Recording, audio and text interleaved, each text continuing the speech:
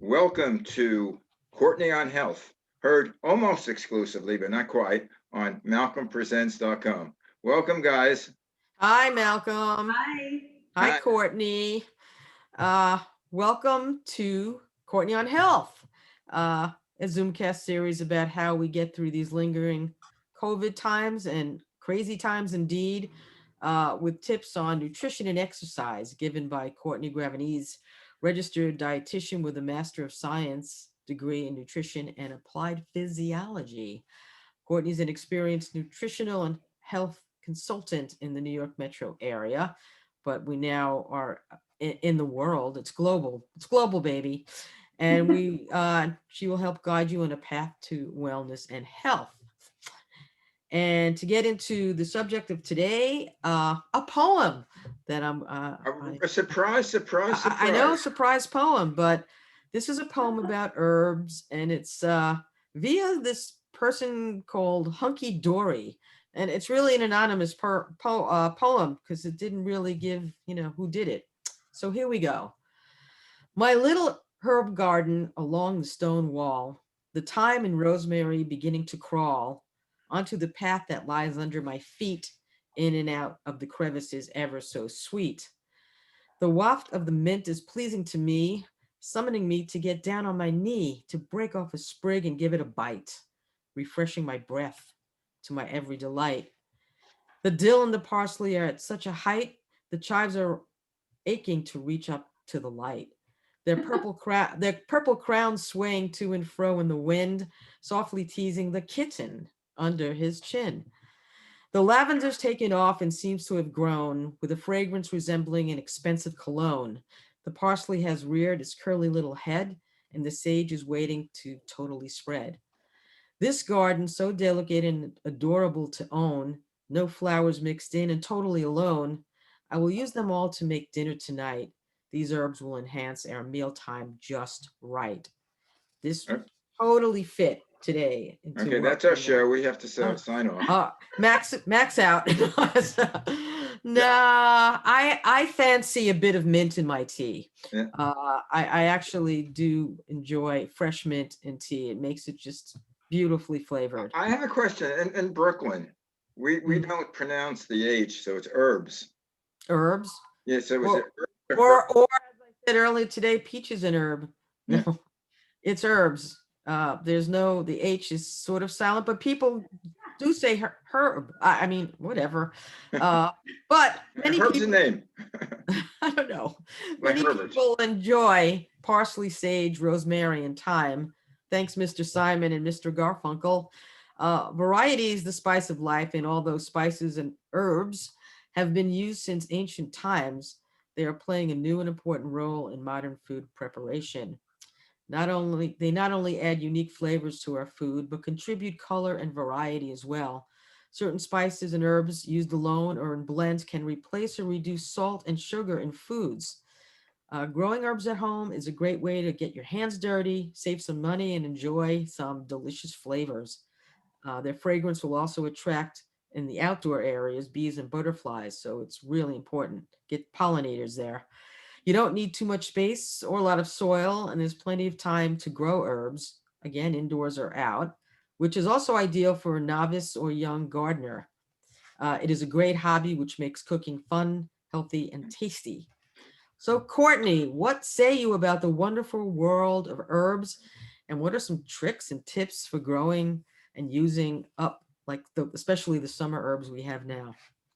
Yeah. So if you guys could smell my kitchen right now, it's amazing. Because I pulled everything from my garden, my herb garden, the summer herbs right now for anybody who's growing herbs either inside their home or outside. I mean, they're just flourishing. So it is such a great time of year to get creative.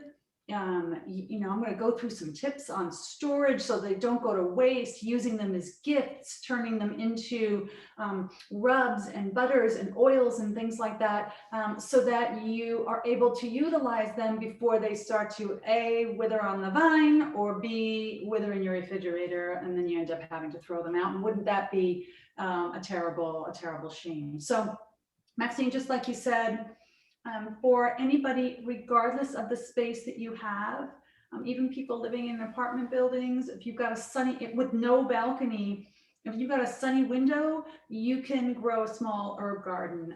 And, you know, herbs are usually $2, $3, $4 a pop. So, you know, sometimes you can get a seedling plant like that at the beginning of the season, and then you've got that herb for the entire summer into the fall. So many great things that that we can do. Do either one of you have an herb garden, Malcolm? I don't.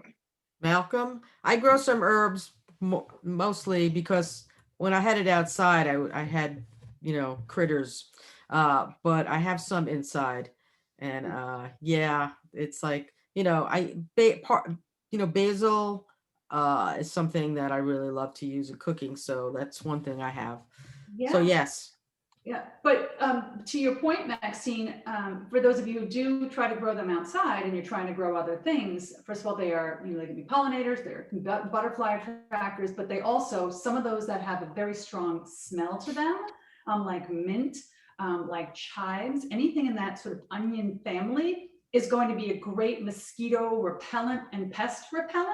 So keep that in mind as an extra benefit to growing some herbs. So let's talk about some of these fantastic summer herbs that we have and what you can do with them. So at the base level, depending on what you've got growing, you can make a big herb salad or add fresh herbs into whatever greens you've got that you might have purchased from the grocery store. So they add a wonderful different texture in some cases and flavor. And then we're going to talk about medicinal and nutritional impact of these herbs a little bit later in our segment.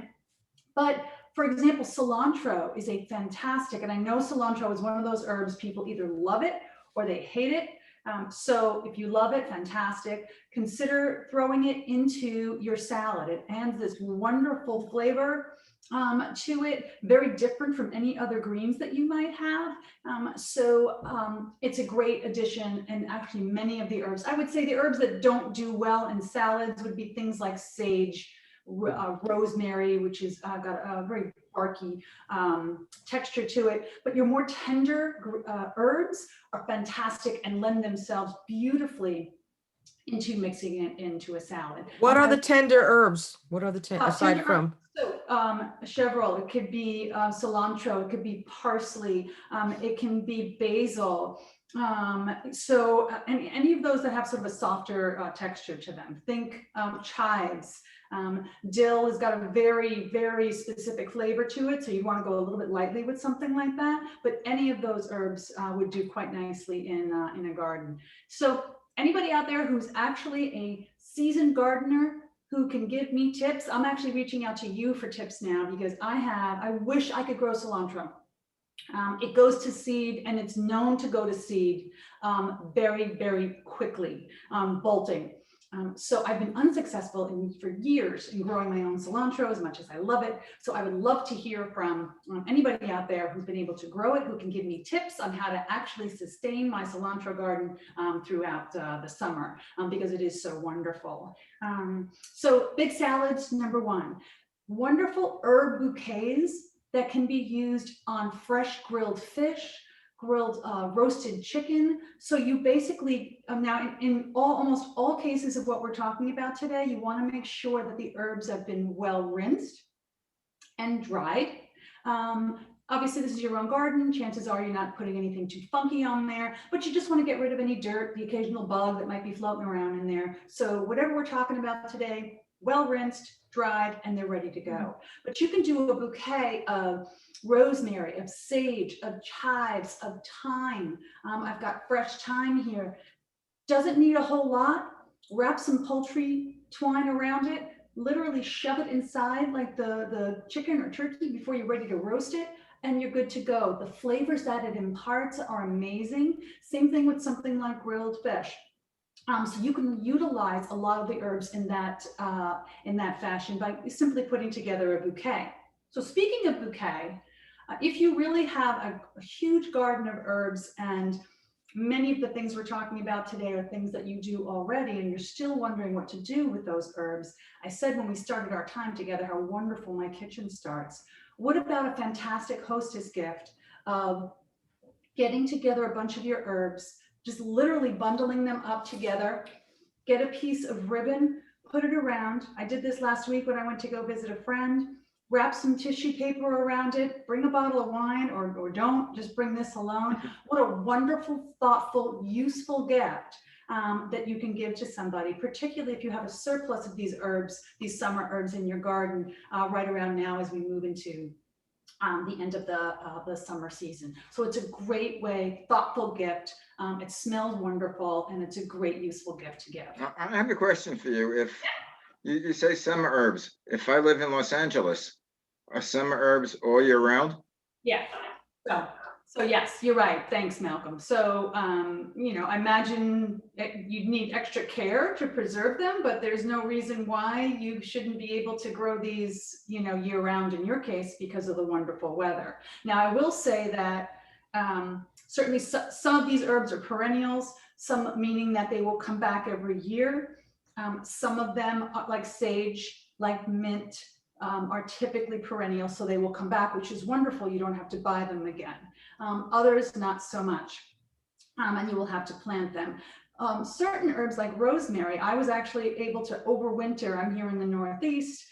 My rosemary plant last year and the year before, meaning that actually last year, not so much. It was 2 years ago when we didn't have a terrible winter, and it came back again, which is really nice because, winters in the Northeast can be a little rough. But when I'm talking about summer herbs, I'm talking about those things that are typically grown and need warm weather in order to survive. Basil in particular really thrives in warm weather and must have warm weather, which is why in the Northeast, you really can't even stick it in the ground much before like Memorial Day.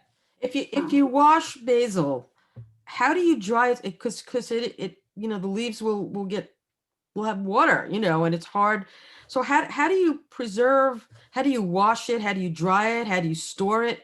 I mean, Yeah. I think those are really important things because not everyone has that magic touch with things, No, you're absolutely right, because certain herbs are going to do well in the refrigerator, and certain should never see the inside of your refrigerator unless you're going to freeze them, and we're going to talk about that in a second. So things like mint, basil, and then some, I have the sage, but the sage can be, frozen. You can literally leave at room temperature. So you don't wash them just yet. Wash them once you're ready to use them, but they can sit in a glass of water, just like I have right here, on your countertop for several days. Change the water out every day, use what you need. So it's wonderful. So it's at the ready when you want to use them in a recipe. Once you clip off a leaf or two or whatever you're going to use, that's the time to rinse it and dry it and then use it right away. But you're right, Maxine, if you try to put basil in the refrigerator, it's going to get black. If you wash I put mine in water just as you say and try to clip it. It's on my counter because it's pretty to look at too, So. It's wonderful. It really is, and it does make things smell great. But that's actually the best storage way so that it doesn't, like I said, it's going to turn black if you wash it too soon and then try and stick it in the refrigerator, or put it in a very cold environment. So that's a great tip and way to keep the herbs keep them fresh and ready to use. So lots of people know, do you guys eat anything pesto related for, whether you make it yourself or not, but it's a great way. Most people know of basil pesto, but you can make pestos with pretty much any herb. You can make cilantro pesto. You can make, parsley pesto. Any I like of dill. those delicate herbs that we spoke about can be converted. And really what pesto is just putting herbs, usually oil and good olive oil, garlic. In the case of basil pesto, they're pine nuts, pinoli nuts, blended up, and then used in a variety of different ways. You can make it in big batches. So if you have a huge crop of basil that you're trying to use up, or parsley, or any of these herbs we're talking about, make big batches of it when you have the time. And they freeze beautifully. I tend to flat pack freeze just for storage, conserving storage space in my freezer. They defrost super fast and they're ready to go. But look what you've done. You've prevented the waste of basil, which is great. And you've got an easy, ready to go meal later on, particularly in wintertime when we're starved for that great summer flavor that we're missing. And it defrosts easily and you can use it then. So I'm getting a feeling for a little linguine with There you this go. Passover. see, With some pesto, Some yeah. pesto, Garlic, yeah. if you're really trying to keep it super simple and it's like, listen, I don't want to use my food processor, it's a pain in the neck, any of that. You can do things called, you guys know chimichurris or gremoladas? Chimichurri, yeah. Yeah, you can make, again, chimichurri. The beauty of chimichurris is the flexibility in that you can use whatever you've got, and that's typically what it is. It might be parsley, it might be basil, it might be oregano that you have, fresh oregano, and all you need is a super sharp knife, a cutting board. You don't even need to break out a food processor. You chop up the herbs. There are all different recipes for chimichurris and gremoladas, but I would say a chimichurri does very nicely with like a red wine vinegar base and some olive oil. And that oregano, parsley, it's wonderful on any grilled fish or meat or chicken. Gremoladas tend to, but not always, have grated lemon zest and then lemon juice, so that citrus base in there. So again, a little bit of front work. And again, cutting board, knife, you're ready to go. Put it in little containers, or, I save a lot of jars and things like that. And that's what I store some of these items in and put them in the freezer. So you're, decreasing, the things you're putting in the trash, and you're got a quick fix, easy, fresh condiment to use later on during the season, and your herbs don't go to waste. sounds great. So it's, there's lots of flexibility. And the only thing I would say is, go easy. I'm going to post a recipe on the website.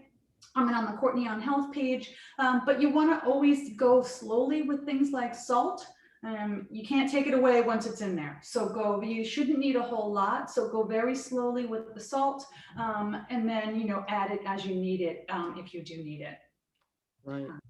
Some more fun things you can do would be this happens to be coconut oil, unrefined coconut oil. So for those of you who are not familiar with this, until you heat it, it's going to be in sort of this solidified form. If you mix sugar with coconut oil in that form, so you don't want it in the heated form, and things like lavender or mint, chopped up, put the lavender leaves or put the mint leaves in there, you've created this incredibly smelling scrub that you can use for your skin. On your face, on your body, it's wonderful. Again, you want to store it in a clean container after you've made it. But what a great way to create scrubs on the market that you try and buy are usually very expensive. So what a great way to save money. Use what you've got in your house, and you've created this wonderful smelling, very nicely skin conditioning scrub that you can use over the next few weeks and months. What herbs can you freeze? You can pretty much freeze all of them, but it depends on the condition they're in. So you can, for example, like you can't put basil leaves directly in the freezer.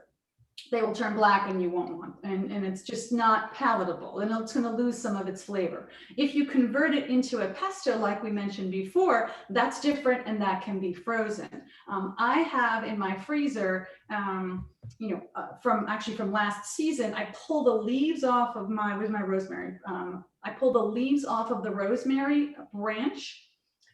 Put that in a sealed container and put it in the freezer. It doesn't have the exact same fresh flavor, but you know what? It's better than nothing, and it keeps you from having to buy it later on in the season. So rosemary will do well. A lot of them will do well if you turn them into either butters or oils. So what I have here is just softened butter. And I tend to every year, because sage is very abundant and it's prolific, and you will get a ton of it usually every year if you've started to grow it. You chop up fresh, cleaned sage. You have softened butter. You put it in the butter. You mix that all in. Once you've gotten it to this point, you're going to just on wax paper, make little patties, and then fold it up, put it in the freezer in that form, and then you've got this incredibly flavored butter that you can use in any of your recipes, or in things like roasts, or rices and things like that. So sometimes you can't freeze them as is, but sometimes you can put them in other forms. I know some colleagues and some chefs make basically a blenderized version. Usually there's an oil that's involved. So you just enough oil just to create almost a paste, Maxine. And once you've gotten into that paste form, you roll it into like a log, wrap it in plastic, seal it up. That goes in the freezer, and then you just break off what you need as you're cooking. So, many of them can't go right into the freezer as is, but you can see that there's many ways to adapt them so that they become freezer stable, I should say. Yeah, herb butter, and especially if you do that in the winter and you get like the taste of summer in your recipes. Now, how about medicinal and nutritional properties of many of the herbs? Yeah, I know you can use them to if you need to reduce salt and sugar, you can use these, to substitute for taste. Absolutely. So just that reason alone is a great way. I always encourage my clients to, before they reach for either extra sugar, extra salt, try to use some of these herbs first to see if that will boost the flavor to the point where you don't need as much salt, in the recipe. So that's number one. Number two, as you mentioned, when we first started our time, these have been used for centuries, for not only for cooking, but for their medicinal value. So it's been long known that a lot of these herbs have anti-inflammatory properties to them. So rosemary does, oregano does. Sage actually is being looked at in particular for its promising data about how it might be helpful in particularly Alzheimer's patients to help improve memory and to help with cognition. So it's very early on, it's very preliminary, but still very, very promising and something to look at. Now, most of us are not going to eat enough sage in a given amount of time to maybe see that, but certainly very helpful in terms, and very encouraging, I think, in terms of the benefits of these in maybe a more concentrated form later on. Cilantro has wonderful, unique antimicrobial components to it. So what I mean by that is it's used, and it has been used, to help reduce foodborne illness. So if it accompanies a food that might have a low amount of bacteria that may cause, food poisoning, it may have the ability to sort of thwart that before it has the effects, negative effects of foodborne illness. So that's cilantro. So speaking of cilantro, some of you may or may not know this. For those of you who cook, you will. I mentioned my cilantro issue. So coriander and cilantro are from the same plant. The cilantro leaves and the stems are one part, and then the seeds are called something different. They're called coriander. They have very different flavors to them. That cilantro has that more earthy flavor to it. The coriander seeds are used, they're usually toasted, ground, and used in a variety of different dishes. But for those of you who might have seen that in a recipe, and like, why are they the same thing? From the same plant, just in a different form. So back to our medicinal properties. Parsley is just a powerhouse. Most people just use it as a decoration, but it is incredibly high in flavonoids, these compounds that actually potentially help reduce cancer risk. Very high in vitamin C, very high in vitamin K and vitamin A, as are many of our herbs. So it's not just decoration. They provide flavor. They have nutritional benefits to them. Many of them are being studied for their long-term benefits for overall disease risk. So there's so many reasons why you might want to try and preserve them as much as you can. Mint and peppermint oil. We know that mint, in particular peppermint oil, may help aid digestion. In fact, peppermint oil is being studied as it may help with reducing the effects of IBS. So, you know, so many reasons why you might want to try and preserve these. It's interesting when you mentioned, sage would be for the mind. Isn't the meaning of sage, isn't that a wise person? Sage. Mhm. So I'm wondering whether that connection was done years, in the olden days when they named it sage because it helped the mind. No, you know what? I'll have to look that up, but I think you're right. I think there is something to be said about, these herbs and their meanings, but I wonder what came first, the benefit, Yeah. and then they named it sage and then had some other name before that. You can make infused, you guys do infused oils at all? So you can take a mild flavor oil, like a canola oil. You can use olive oil if you don't want extra virgin olive oil, because one of the reasons why we love extra virgin olive oil is that incredible flavor to it. But a very mild oil, and you literally put in cleaned herbs, close it up, leave it at room temperature for a few days. And then taste the oil. It should have a nice flavor to it. Once the oil has been flavored, then you're going to want to store it inside the refrigerator and take out that herb. But it's a wonderful way to, again, use up those herbs, and you've created an incredibly aromatic oil that can be used in a variety of different cooking methods. Yeah, I think I should have brought my wife along with this show, because I can taste it, but she's the one that does it. I don't do it, so it's completely foreign to me. Also, what about lavender? Because lavender is a very, the fragrance is very calming.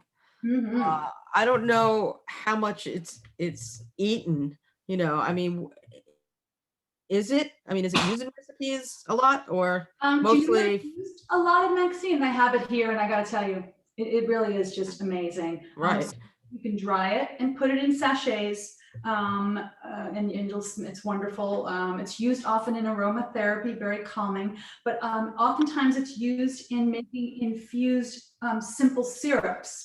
So I have simple syrup here. It happens to be made with rosemary, but you can make a simple syrup with lavender, and it's wonderful at flavoring teas. So you would want sort of a milder tea, not a very strong dark tea. And then you would flavor it with this lavender simple syrup, and it has an incredible flavor to it. So that's something you can do. And then make a simple syrup, given the name, it's equal parts water and sugar.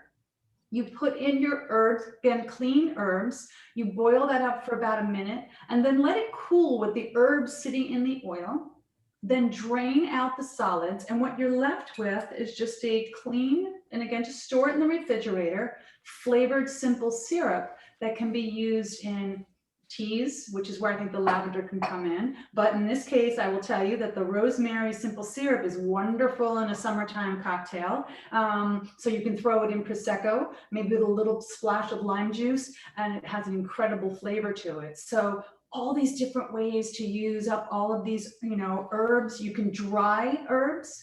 So again, some of them can't go directly in the freezer, but all you need to do is clip the herbs you have in your garden, take a rubber band, right? Wrap it around, okay? And store it in a dry, cool place somewhere in your home. I usually have mine hanging in my kitchen here. After a few days, you'll notice, every bit the moisture starting to leave it, you're left with these dry branches. At this point, you just pull off the leaves, and this happens to be oregano. You will never have better, fresher oregano to use throughout the year than this. And it's a great way to use up. I tend to do this mostly towards the end of the summer when I know that the frost is on its way, or in the fall, and it's going to destroy what I have. And then I have great oregano to use throughout the year. So I know some of this sounds a little labor intensive, but it's really not. Once you get into the hang of things, a lot of this is very simple prep. a little bit of work on the front side, and it saves you work on, months later, weeks later. And a lot of these frozen items, like the butters we spoke about, the pestos, the gremolatas, the chimichurris, will stay in your freezer, providing you've gotten most of the air out for, easily a few months. But as a non-cook, or non-chef, can I go to the market and buy those things already made versus, growing them myself and preparing it?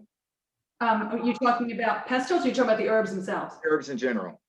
Oh, of course, absolutely. So for people who don't grow them, and actually in some cases now is the least expensive time and the freshest time to get them, because they're probably going to be grown locally, as opposed to January, at least in the Northeast here. We're not getting a lot of local basil. So if you're not growing it yourself, that's totally fine. Maybe find a market that's maybe they get from local farms. It'll be less expensive. It'll be super fresh, and you can do any of the things we spoke about here today. Again, it doesn't matter where it's coming from, but it would be less expensive, and it certainly would be very fresh. What about that cocktail? Is it just the well, Prosecco, or are you going to get to that? That's what I want to know. So yes, so like I said, this is the simple syrups are amazing. They store well. You can actually freeze them. I've made my rosemary simple syrup, and I freeze it in little bags or a little clean container that has not had garlic in it before. That's important, because sometimes it's residual flavor. And what you're going to make for this, if you're going to make this summertime cocktail, you're going to use Prosecco, or any sparkling wine that you have available. You're going to throw in about, I would say maybe about 2 tablespoons. You don't want too sweet. You don't want it to be overpowering. You just want the essence of that rosemary simple syrup in there. And then you're going to squeeze some fresh lime, maybe put an ice cube in there or 2, and then there we go. It's delicious. I will post that one too. So we got to make sure we have our cocktail recipes up there. And guys, yeah, on that note, we've run out of time. Oh, well, how did that happen? I don't know. Well, a fascinating show. Yeah, this is really great stuff. I mean, I always, love to use herbs, and they have so many wonderful properties. So Yeah. that's great information. And they taste good and they're healthy. What more can you ask for? Yeah, really I mean, any better. that's fabulous. So there'll be recipes online, and Courtney will give some more tips, and we'll have to wrap this show up. So thanks for joining us for Courtney on Health. To get more info, follow Courtney on her Facebook page, Courtney on Health, on Instagram at CLG Wellness, right, Courtney? That's right. That's it. Yep. CLG Wellness. You've got, what's your website? CourtneyGravenese.com. Okay, so you can go That's there. simple. And for more shows, go to malcolmpresents.com and theManyShadesOfGreen.com. Courtney on Health is smart, sound nutrition, strong, safe fitness. And we will catch you next time after we have some cocktails. And a little political plug. If you're not vaccinated, get the vaccine. Yes, absolutely. That's smart, sound advice. And we'll see you guys next week. Be healthy, be safe. Bye. Take care. Be well. Bye. Be well.